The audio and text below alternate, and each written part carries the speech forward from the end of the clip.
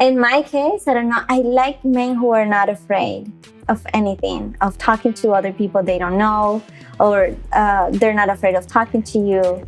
They're not afraid of asking. They have this sense of leadership, you say? I like men who are very comfortable with themselves. They don't necessarily have to be the most looking men, much better, looking men, but they have to be just, in my personal opinion, leaders. I like leaders.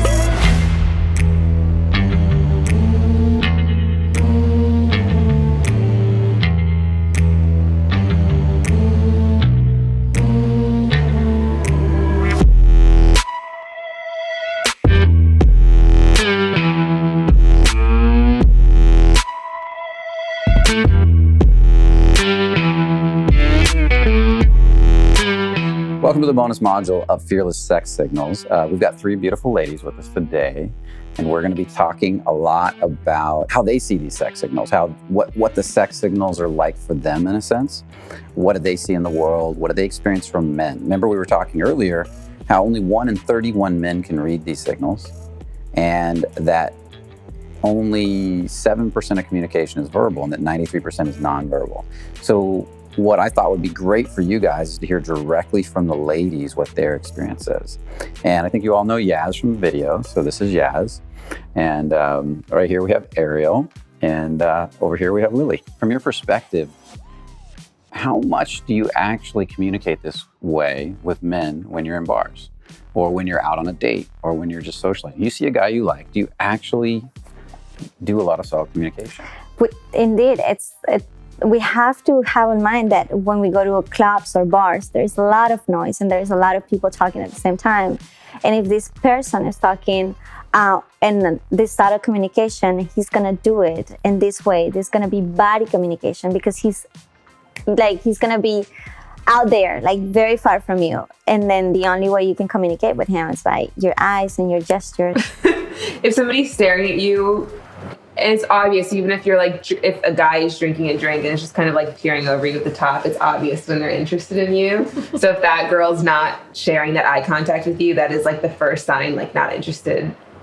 Don't advance anymore. And it isn't meant to be mean, but at the same time, you do want that signal so that you don't advance farther and essentially end up embarrassing yourself. Well, they embarrass themselves. That's what happened. Yeah. So I think it's a little bit protective. It's like, I'm telling you now, no. So it's your fault if you come over and keep talking to me and keep pushing, even though I've, to me, clearly said in my own way, no. And there's something extremely irritating about somebody who tries to continue that communication because it almost feels forced. It's like, I'm here to have a good time, you're here to have a good time, we're both probably here to meet somebody, but I'm obviously not interested in you. So that just comes off as very annoying and irritating, especially once you have like a drink or two inside of you. We can perceive you guys easier and faster than you guys can perceive us. You guys just pay attention to the look. We go a little beyond that. So from far, we can tell easier if you're gonna be worth it or not. That's how I get it. That's how I function. Okay. That's what we function. That's way. Would you agree? Ariel, Lily? Go ahead and say something on that. I don't know, as far as she's saying that you can tell from a distance already if I'm interested, is that what you're saying? Yeah, we can tell. Yeah, I mean, because there's so many factors with the way he's carrying himself, what he's wearing, how he's interacting with everyone else. So you get a vibe. So if you see him being with all his bros, being loud and obnoxious, and he tries to come over, it's like you're already in a certain attitude and you're in a zone.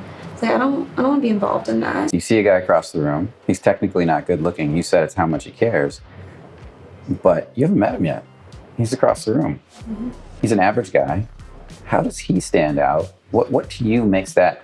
I'm sure you've all seen this average guy. There was something about him. I have to meet that guy. The way he stares at me in the eyes, the way he listens, the way he's talking to other people. What is it that you see that draws you in to that guy? It says, I want to meet this guy.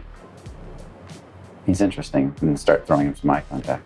Versus that guy that's over there that's 6'2", perfect looking, chiseled jaw, In my case, I don't know. I like men who are not afraid of anything, of talking to other people they don't know, or they're not afraid of talking to you. They're not afraid of asking. They have this sense of leadership, you say? I like men who are very comfortable with themselves. They don't necessarily have to be the most looking men, much better, looking men, but they have to be just, in my personal opinion, leaders. I like leaders. I don't know. I don't like to be dating the guy who's sitting there and his friend is telling him, "Hey, bro, stay there." I don't want that. I don't want that. I want the one who stands up and is always like leading the back. And so how do you spot that guy in the room? Is that true for you ladies too first? Yeah. Is it different? I agree with that. I think kind of what she was saying is that like confident men are very attractive, and you can tell a confident man exactly the way that you can tell a confident woman. It's very obvious when somebody feels good about themselves and feels good about what they have to offer. And that it goes in any room that anybody walks in. You can tell how somebody feels about themselves for the most part if you're watching out for that. But if you're in a bar and you're talking to like a bunch of people or whatever, or even if you're talking to a bunch of people and you're like looking around at every girl, like that's not really that attractive, So yeah, it's kind of hard. It's like, how do you necessarily explain confidence as much as it's just something you feel, like, if you feel that way. Mm-hmm. But if you are in a bar and you are feeling insecure, or you're feeling like you don't have anything to offer anybody, that's how everybody else will see you as well.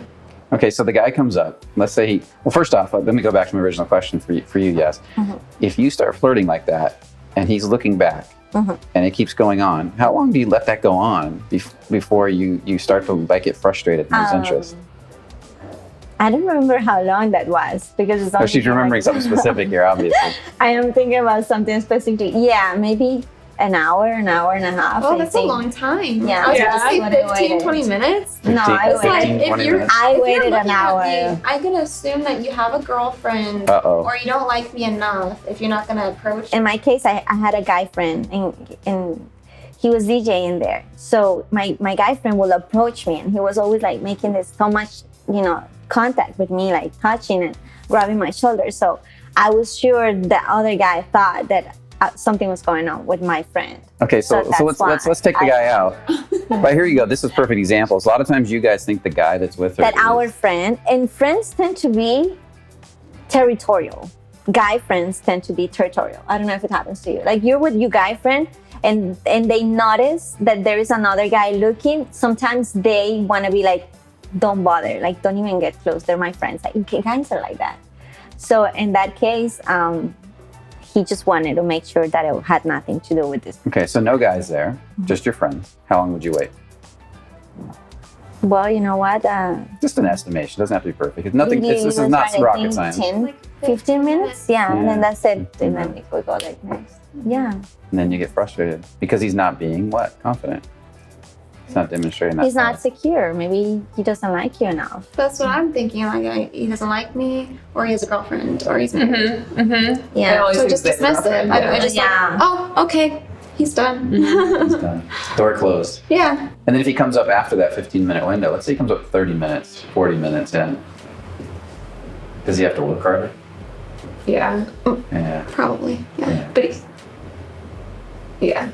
Like, you can't just like go up and be like, hey, what's up?